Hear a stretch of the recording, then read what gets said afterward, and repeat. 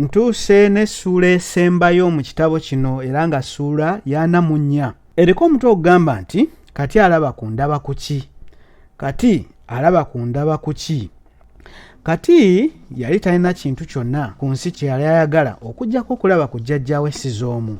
Ssennyama yali amuguliddeyo engoye ezirabika obulungi, ekirevu n'enviiri nga babisazeeko ngazzeemu okulabika nga bwe yali, newankubadde ennaku gye yali alabye tegenda kumuggwa ku mutima. Mu kaseera kati we yali afulumira mu kkooti ng'abalongo be bali mu misinde badduka. Baali mu kino na kiri nga jjajjaabwe bambi akubirira bukubirizi. Newankubadde Sizoomu bandibadde bamuyita maama waabwe olw'obutayagala kubatabulatabula kubeera n'abamaama babiri, Naalongo ne Sizoomu baasalawo bamuyite jjajjaabwe era bwe kyali kyetaaga.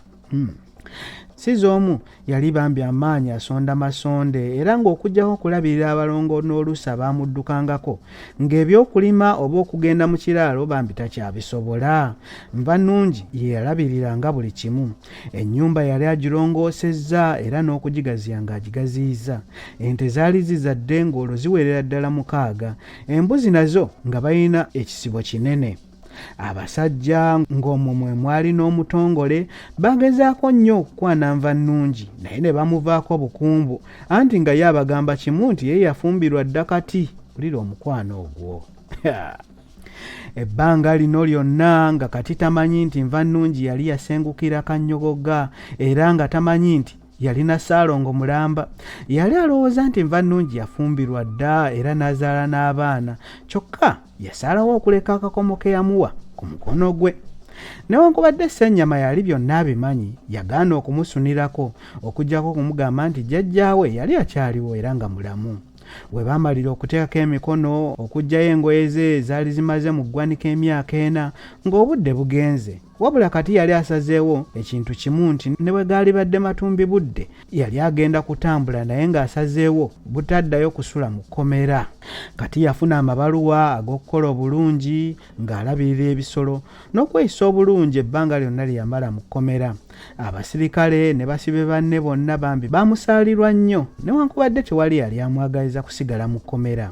Byonna nga biwedde, Loole y'ekkomera yabakongojjako okutuusa nga babuzayo akagendo katono okutuuka ewuwe, anti ekkubo lyali terisobozesa Loole kuyitamu.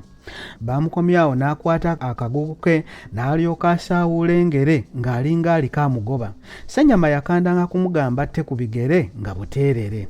Waali wabulayo akatundu katono okutuuka awaka, awo n'asalawo okuddukawo buddusi. Yatuuka mu luggya nga waka wakyuse nnyo. Oluggya lwonna nga lulabika bulungi nga mulimu n'ebimuli. Enju bagigaziyiza, n'asooka n'okutyamu nti oba yali akyamiwa kyamu. Yagenda okulaba nga ku jjajjaawe akembakemba bambi. Bw'ayingira mu nju yaleekaana waggulu nti jjajja, jjajja.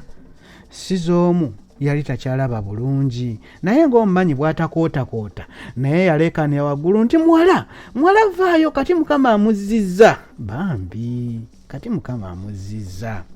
Nva Nnungi yafubutuka mu nju ng'alinga aliko omuzimu era ddala. Yadduka n'asirituka n'agwa ate n'ayimuka nga bw'aleekaana waggulu nti ndaba ku ki? Ndaba kwani? Ozuuseewo akabula dda, Mukama nga wa buyinza. Olwo abalongo olw'okutya n'obutategeera kyali kigenda mu maaso, bambi bonna bassaako miranga ate nga badduka bagobera nnyaabwe ne jjajjaabwe.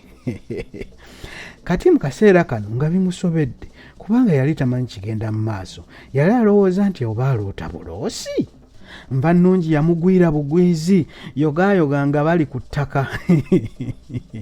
Bagwaŋŋanye mu bifuba, ne Sizoomu yatuukira mukazi wattu ng'awejjawejja, bonna ne bamuvumbagira ng'eyali agenda okubaddukako. Abantu baawulira endulu ne bakuŋŋaana gye baakuba amaaso nga ku kati eyali abalibwa mu bantu abaafa edda. Bwe baasiriikiramu, Nva Nnungi kwe kuyita abalongo abaali basobeddwa n'abagamba nti mubuuze kitammwe bulijjo gwe mbagamba. Abalongo baagenda awaali kitaabwe ne bafukamira. Kati ate bambi ate yatulika butulisi n'akaaba, eno nga bw'asitula abalongo be. Entujjo ya kati okulabika yagendera ddala mu maaso okutuusiza ddala matumbi budde. Embuutu zaavaayo n'omumbejja Namaalwa n'asombebwa.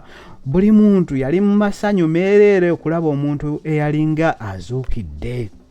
abantu bonna nga bamaze okudda ewaabwe Nva Nnungi ne Sizoomu baafuna akadde ate okunyumyamu ne kati yababuulira bye yali ayiseemu obulamu bw'ekkomera n'omulimu gw'okulabirira ebisolo by'ekkomera. Yali akyagenda mu maaso awo Sizoomu n'abagamba nti abange emboozi tebankadde wamma ddala mpozi ng'aginyume yagikaddiyiza. Yabasiibula era n'ayozaayoza nnyo muzzukulu we okuwona ekkomera. Bwe yamala n'agenda n'alaba oba abalongo baali beebase bulungi era nga bwe yakolanga nga tannagenda kwebaka bulijjo bukya bazaalibwa. Baalaba basigaddewo bokka nabo ne basalawo okugenda mu buliri. Ekintu ekyasinga okwewuunyisa Nva Nnungi kwe kulaba nti akakomo ke yawakati kaali kakyamuli ku mukono.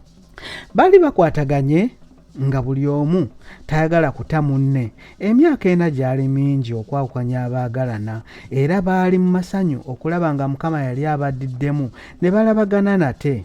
Baanyumya okutuusa ng'enkoko zikookolima era Ssaalongo yagambira Nnaalongo nti mukwano weebale nnyo butanneerabira, weebale nnyo kulabirira jjajja era olubuto lukulika ennyo.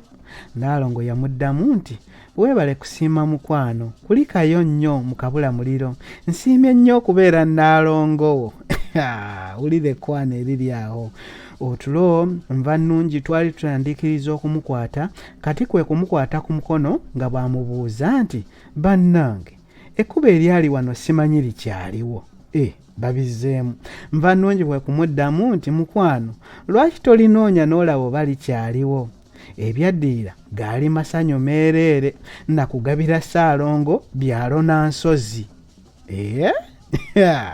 Oluvannyuma Nnaalongo yagamba Ssaalongo nti mukwano weebale nnyo kujja mu bulamu bwange era neebaza nnyo Mukama eyakundaga.